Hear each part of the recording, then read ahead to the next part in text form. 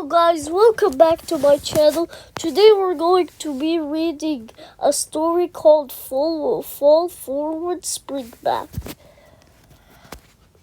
It was the first Friday in November. Daylight saving time ended that weekend. Remember to adjust your clocks on an hour on Saturday night, said Nola's teacher. Spring forward, fall back. Nola didn't pay much attention. At 8 years old, she'd been late so many times. She figured she'd go on that way forever. She'd be late for her first job, her college graduation, and her wedding. If you like Paradise, he added, don't forget the one this Sunday morning at 10 o'clock. Nola had never been to the fall parade. That night at dinner, she asked her mom if they could go.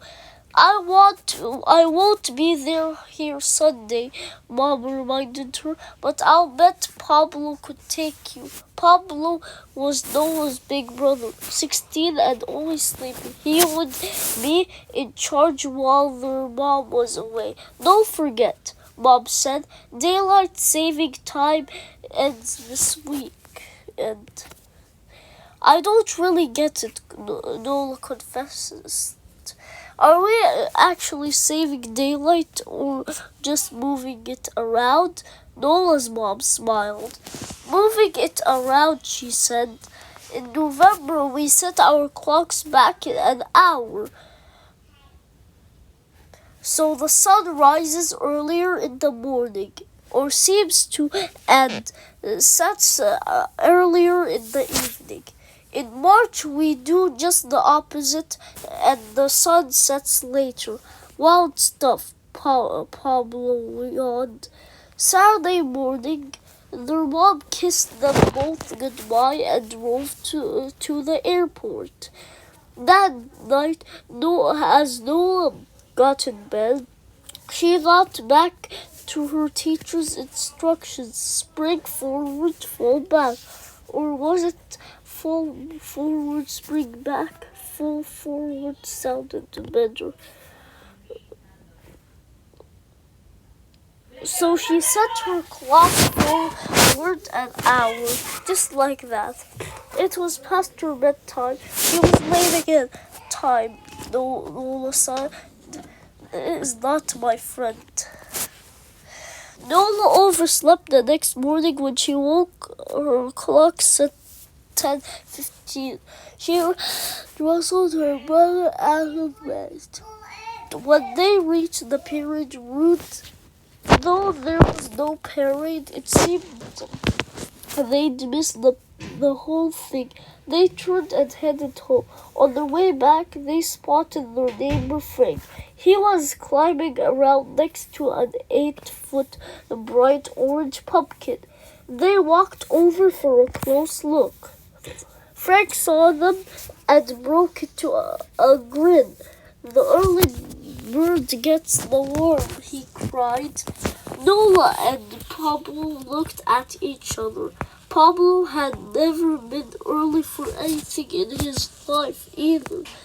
Climb on up here, buddy, and give me a hand with this float, shouted Frank to Pablo.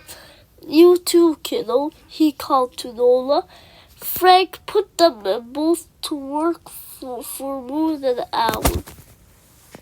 When they were done, his float looked fantastic. So Pablo said at last, I guess you're all ready for next year's parade. Next year, Frank cried. Try this year. Nola and Pablo blinked in confusion. Wait a minute, Nola said. Wasn't the parade at 10 o'clock today? Was at 10. Frank cried, will be at 10 is more like it. He thrust his wristwatch toward them. It said 9:30. Nola laughed for joy. I fell forward, she said. I need to fall back. She had sprung forward an hour when everybody else had fallen back an hour. That meant she and Pablo were now 2 hours ahead of everybody else. For once in their lives, they were early.